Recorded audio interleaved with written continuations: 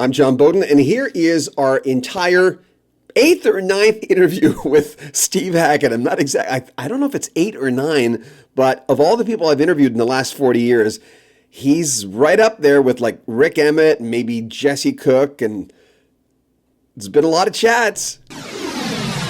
Keep in mind here on Rock History Book, we put up our entire interviews. This is where we do it. We do short form videos on rock history music. And this is also the place where we celebrate artists and bring up sometimes very quirky facts about their career. If you want to have early access to our videos, join our Patreon. The links are at the very top of the description. He left Genesis in 1977. He replaced Anthony Phillips way back in the early 70s as their main guitarist. And he's had a string of very successful solo albums ever since then. Here he is, Steve Hackett. Enjoy. Hey, I had no idea all these times we've talked, you had a Canadian connection. You had a Vancouver connection. Jericho Beach. Yes, absolutely. Hollywood Theater. That's like, just before you say anything, that's like five blocks from where I met my wife. Oh, wow. Well, it was Jericho Beach, which was 30 seconds from our front door. And it was the Hollywood Cinema at the time. Maybe it became the Hollywood Theater. I don't know. But I'm talking 1957. You know, it's a while ago now. Why did your parents Why did your parents move there? What was the circumstances? I think my mother had a wild idea that she needed an adventure in her life, and it was that considered. She saw a Frank Sinatra movie, I think, called The 7-Year Itch or something. And for some reason, that made her want to move. I don't really know, but she arrived. I fell in love with it instantly. My mother was critically homesick. The moment she arrived, she realized she'd done the wrong thing, and it just kind of, it really messed with the family. You know, for my father, he spent, a couple of extra years out there earning money to pay off debts, and so it broke us up as a family, temporarily, but I think the wounds went deep for my parents.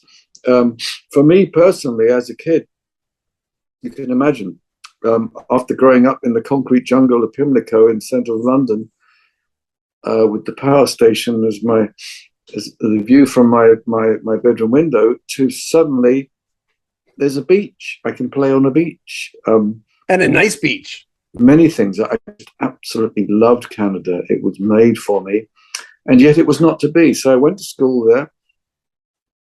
And but we came back after just a few months. And I was all set to, join Bryan Adams' band if I'd had a job. Or Neil Young, maybe. Yeah. If I'd been maybe a little older. Yeah. And hi there. Would have been a little tiny Joni Mitchell somewhere. Well, a little further out west, a little further in the east. Yeah, that's true. Genesis Revisited live. It's all Canada to me. It's all the other side of the pond and more exotic than where I come from. But then people do travel to London to see the exotica of a great big city. And of course, yes, it has its greatness, but its greatness was lost on me as a child. And the greatness of Canada was forever emblazoned on my heart. So I have a sense of altered space. If you've only really grown up with the Thames as your near neighbor, suddenly you're seeing the Atlantic Ocean, and you're crossing and you're seeing the prairies, and you're traveling through the Rockies. And it was, it just blew my child's mind. There's just a sense of awe and wonder that was incredible. We traveled across on Canadian Pacific with the observation dome, and my eyes were like this the whole time. It was a big part of my childhood, and it was a huge influence. And when I go back, I feel incredibly emotional when I visit that spot where it was just so close. Paradise was just right there. Well, you know what Jericho Beach? It's majestic. Speaking of that, before we talk about the new album, which is phenomenal, do you have any favorite Canadian artists? I'm doing it's going to be a 26-part history of Canada, because Yes. I'm in Moncton. Yes. I lived in Well, Vancouver. I'm on the air in Vancouver every night. I voice track my show. But right. do you have any favorite Canadian artists that touched you through the years? Well, my God. Well, two biggies, of course. It's Joni Mitchell and Neil Young. I mean, right there, you've got something extraordinary. And I heard a recent album that Neil Young had done with, I can't remember the name of it. It might be 5 years ago, but it was with orchestra and big band and rock band and big stuff. And it seemed to me back to the perspectives of Man Needs a Maid and that glorious, huge, soaring orchestra that goes with that. And then, of course, Joni Mitchell, who starts out as a folkie and then has arrangements and revisits of her work done by Vincent Mendoza, doing those incredible arrangements around stuff like what's the one I'm thinking of? Is it Amelia and what's the other one? Anyway, those various tracks, that really sound incredible with orchestra, and so you get the voice of youth and the voice of experience, but also the breadth of the orchestra, which drives it. Wonderful orchestral arrangements. So I'm a big orchestral junkie, and I like it when people revisit and have a rethink. And those who might have started out with 6 strings on a guitar go to limitless perspectives. And that is my dream as well, which I've occasionally lived out. And it's a wonderful thing when you hear an orchestra playing something that you've either written yourself or you've been associated with. It's such a blast the first time you hear an orchestra playing something. It needs to be a wonderful orchestra. In my case, it was the Royal Philharmonic playing something I'd written. It was a rearranged piece for Genesis. It was For Absent Friends, but the orchestral part was recorded separately before we had vocals put on it, and by Colin Blunstone, and it was great just to hear them play it perfectly. First take was just bang on. It's like these guys don't need any rehearsal. You stick up a couple of mics and you're there. Yeah, a wonderful experience, life-changing experience, another life-changing experience. One last thing about Joni. What did you think of her tunings? Because that's the first thing that someone came up to me, and I'm a drummer. I'm not a guitarist. Kept saying, "Hey, man, she has these interesting tunings." And going, I don't know what that means when I was a kid, right? Right. Well, that's interesting. I never slavishly followed that, but I had some tunings of my own, and I realized that, yes, by putting 2 fingers on, you could get that sort of, you could get that well-known subdominant that she would have had. And she's a fine guitarist. And Mike Rutherford and I used to say, well, she's an influence. There's something around about the time of Ladies of the Canyon, you're getting lovely guitar sounds. And when we were doing multiple guitar takes, we were looking for something like that, although we never really came close to that, because 12 strings are not going to sound the same as multiples of 6 strings. But yes, she's a force, absolutely. And so those 2 people for a start.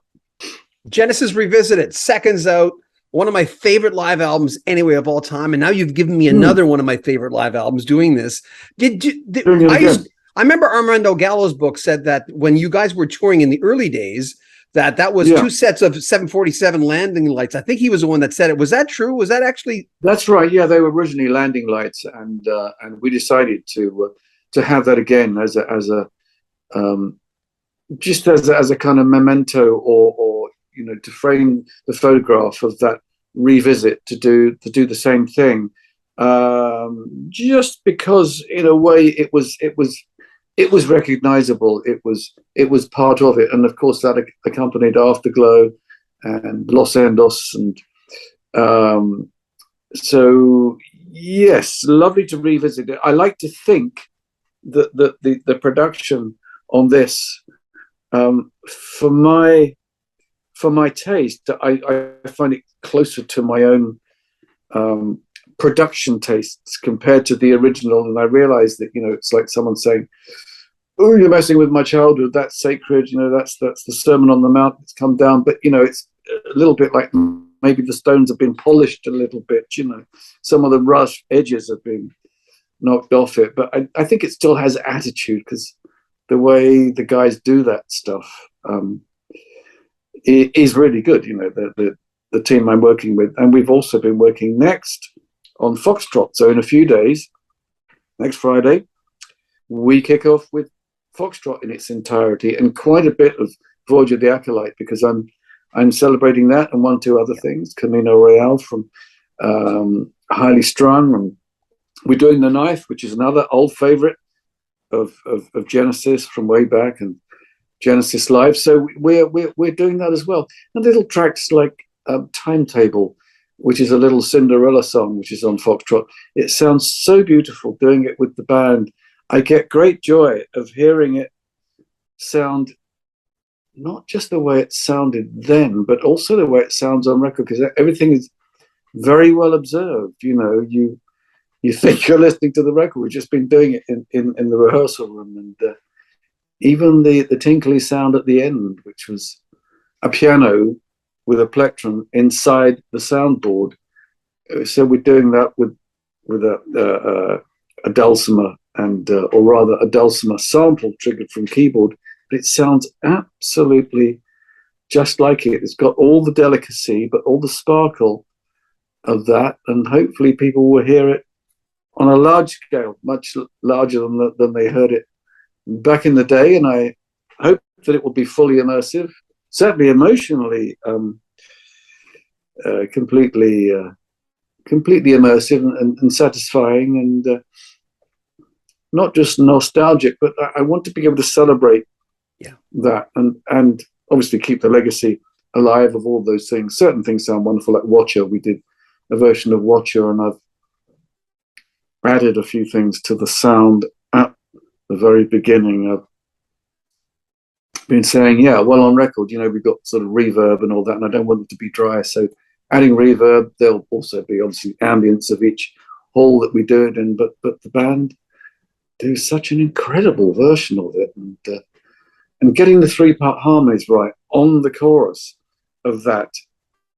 I just figured out today the best way to do that is if there were 4 of us going at it, one on the upper one on the middle part, the main part, 2 guys singing the melody, the harmony underneath, and me doing a falsetto harmony on top, and it sounds very, very sweet. It's got something that I was doing it in full voice first of all, a bit squeaky. In falsetto, it's absolutely damn pristine, and it goes up a notch all the time. So I'm very proud of that. It's gone very well. The last 2 days rehearsal with the band, because I spent a lot of time getting this into my own brain. And certain things like The Knife, for instance, which was written before I joined the band, but we did a version on Genesis Live, which it's got attitude, not a lot of accuracy. It's got attitude on the original from 72, 73, but now I can do it with a bit more accuracy, and I found a sound. I've got a Metal Zone pedal that I'm using, and it's very it sounds like wildfire. That's what it sounds like, as it should do, and I'm using a wah-wah with it as well, and that seems to give it even more attitude. We played it today, and Jonas said to me, it sounds like I'm 18 again. He said, you know, because it's got that young band Genesis trying to be Deep Purple or something very close. In fact, it was originally called The Nice, because there was the aspect of whatever The Nice did and Keith Emerson, etc. So I believe it's mainly from the pen of Anthony Phillips. But I remember it being a really good number from way back. And I saw a tribute band a while back doing stuff which, you know, most of it wasn't that accurate, and they were kind of struggling. And then right at the end, they came back and they did The Knife as an encore. And I think because they got the sounds right, I could see why it just rocked from the word go. And so I'm kind of I'm very happy that rehearsal. We're ready to do a gig now, basically, but we'll perfect things over the next couple of days, and then we're out there doing it. Do you think it keeps you young? Because I mean, if I was in your position, and I think I've told you a few times, when I do my work, I'm 62 now, and I'm working harder, but more smarter, enjoying what I'm doing. I'm more conscious of what I'm doing. Yes. Bill Bruford told me his best years were in his 60s, and I know you've worked with Bill, but how do you feel? Right. How do you look at your career at your age? And you seem to be on top of your game. Well, I like getting things right, but I also like surprising myself, and little bits of equipment absolutely thrill me when the sound is right. So the sound is right, and I'm revisiting, for instance, Camino Royale, which is a track that was on Highly Strung. And there was something that happened on the original, which had attitude, but I was never able to get the sound right with the original equipment live. And so I realized what I've got different is slacker strings, and I'm doing wider vibrato on it so that each note does something. And I think, yeah, it's this. There's a subtle shift in what I do. You know, it's not just about speed, and I can do speed, whereas I couldn't at one time quite in the way that I wanted to be able to do. If I wanted to keep blistering, I can just about do that, you know. But sometimes you do. Yes, sometimes you don't want to hold back. We went through Camino Royale, and we were doing it, and I thought it's a bit too jazzy, and I said, I don't think it needs a breakdown section in the middle. I think we just need to keep up the energy the whole time, and salvos, and keep it coming so that you don't have time to draw breath, really. And it worked much better. Everyone thought, yeah, it's got all that stuff that we want. Something that the knife has, for instance. You know, it doesn't really draw breath very much. It's got a little quiet section in the middle that's a little bit questionable of its time, but hey, you know, it's like, okay, pause for breath before the next onslaught, really. Yeah. Well, is it work though to you? Because I look at what I do as, for the first time in the last 5 years, I do what I do, and I don't really I'm kind of enjoying myself. Well, how do you look at Yes. it? Is it work, or is it sometimes work? How do you look at it? I think it's only work when it's going wrong. You know, I think that when it's catching fire, you think, oh yeah, I'm so proud of this. I'm so proud of all the material. You know, we did Ace of Wands. We're thinking of starting with Ace of Wands, and the band take it. And the original is recorded really, really fast, and we started to do it live years ago, slower. But actually, I was doing it with Jarbi, the Hungarian band, in a couple of weeks ago, and they took it at the original pace. And I thought, yeah, this actually suits it. It gives it something extraordinary. Again, you know, you're not pausing for breath, so it's this kind of, oh my God, what's going on? How is that possible? That aspect of bam, bam, bam, bam, bam, bam, bam. There was an expression, funny enough, that the late great Ian MacDonald used. You know, a band that can turn on a dime. You know, that aspect of, that's it, isn't it? Pirouetting on a needlehead in a way, so that there's a change, there's a change, there's a change, there's a moment of silence. Where's this coming from? Bam, bam, bam. And so the ideal way to receive all of this is, I haven't ever heard a note that this guy or his band did ever before. And if you come to it with newness, without any idea of what you're going to receive, that's, you know, that's it. Will we ever get virgin audiences at my age? Perhaps not. But on the other hand, it's great not to have to slog up through the clubs again and do all of that, even though there were some great moments that happened there. But part of being known is you can be more experienced, you can be better at what you do, and I like to think I am. You can't be a new face on the block. You can't be a new kid on the block. That isn't there. But you get something else, which is, you realize that a lot of other players were influenced by things that I did, and not exactly dismissed, but marginalized. And that informed their playing. And you realize that one famous guitarist will say, "Oh, I like the harmony playing that you did on so and so, which is why I did that." And another guy will go, "Well, liked tapping, and I decided to make that, pretty much my raison d'être." And it's part of what it's all about, isn't it? But I think the voyage of discovery goes on all the time within yourself, with others. Refining and getting better at it, and just being able to go, all sorts of things that I wish I could have done at one time. You just hear something, you just think, how is that possible? Miracles, but they're built very slowly. Miracles don't happen overnight, do they? You must know that as a drummer, with technique, where those things that seem absolutely stunning, you'll think, oh well, achievements seem so little in retrospect. Do you get a chance to talk to the guys before or after their last show when I know Peter was there, and people were asking, why didn't Peter get on stage? And I went, it wasn't about Peter at that point. He was backstage, but I tried to explain to people that. But anyway, go ahead. The truth is, I had a ton of shows booked, and I was worried about all the nights when they were working, I was working at the same time. Sometimes we were in the same town, same night. And so I couldn't. And then there was one night, which I think was either their last show or close to it.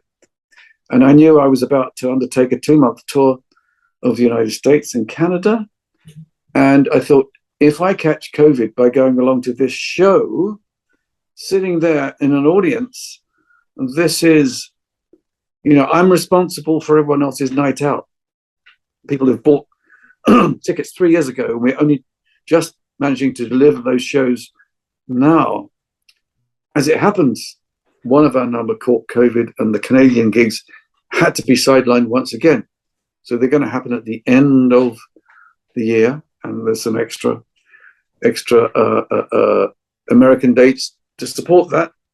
Cost of freight goes up, so we have to travel a long distance with expenses and make things work out financially. So I'm just with those few days, I'm just looking for a break even rather than trying to make a profit with that. That's the idea, is not to lose your shirt. That's the idea. Yeah. Have you? I know you're in contact with Peter now and then. He hasn't played you any of his new album, has he? No. Do you know something I don't? Has he finished a new one, or is it close? Well, Manu Cachet, his drummer, has, I hope I'm saying that right, has said that they were working on a new album. They're swinging around, but Peter's so secretive about, especially his music. I was just right. Kind of so. No, I don't know anything. Last time I spoke to him was on our mutual birthday. We share the same birthday by 24 hours, and so I gave him a call round about the birthday, and we had a little chat, and he said he was working on new stuff. That's all I knew then. So I don't know if it's ready to roll now. It's a perfect time for him to release that, because for me at the moment, I'm not bringing out anything new other than the live stuff, of course, which is already in the charts over here. And it's right next to Ed Sheeran, it seems. I'm one place higher in the chart than Ed Sheeran. But hey, maybe he's been higher and he's on the way down with that, Very talented man. Squonk was one of those songs that made me stop in my tracks. I remember when I first heard that, I remember going, what? That's them? That's kind of cool. What? Yes. That was like a rocker. Well, it is a rocker. And the re-record, we recorded it one tone down. Yeah. So I've got a detuned guitar for that. But it's something that I've been playing throughout this year in order to celebrate, Seconds Out. So there's a revisit of a live album of a live album, but originally it was on Trick of the Tail from 1976, and I do like the way it sounds. I think that there's something about that drum sound, and it is a rocker. It's pretty straight ahead. It was the part of the mainstreaming of Genesis. I think we were closer to the mainstream with that, to have something slow, and I think it was powerful live the way we used to do it. When you heard it, But I then there think, were three. What was your reaction when? Because I mean, I ask members all the time when they leave a band, "Did you listen to the next album?" But did you yes, wait to listen to it? When did you hear it first? Tony Smith played it to me, funnily enough, and I heard it and I thought, well, that's what they sound like without me. It's a three-piece. There was another three-piece that I was hearing around about the same time, which was Mike Rutherford with Small Creeps Day, and I felt that in terms of production, Small Creeps Day and the drum sound with Simon Phillips, I complimented him on that. He thought the drum sound was ruined compared to what it was at first. But for my money, I thought in terms of production, it sounded really good. He told me the same thing. So I was more drawn to that. Who said that? Simon Phillips told me the same thing. He didn't like the production, didn't like the drum sound. But what did you think about the drum sound? Well, that's one of my favorite albums of all time. There you go. I've interviewed everyone but Mike about that album that were on there. Noel, I'm interviewing him in a couple of weeks. I've interviewed him multiple times. But you know what? Yes. When you said that last time in the last interview, yes. You wouldn't believe the reaction we got. That I said, of all the Genesis solo albums, if you can't count your own, yes. People just react. They were so pleasantly surprised that you said Small Creeps Day. Oh, yes. No, well, the thing is, there's something important about this, if I can remember what I was just thinking. The audience are the true owners, you see. You liked it. Presumably you liked the drum sound as a drummer. You weren't involved. I liked the drum sound. I liked Noel McCullough's voice. I liked the approach. It worked for me. Whenever I ask anyone who made the album, they'll tell me what's wrong with it. Who are the true owners? Isn't that so often the case? And it's so often the case when it's a live gig where a band will think they've just played a terrible set and the audience have been in heaven watching it. So, yeah, the audience are the true owners. That's so cool. That is so cool. So.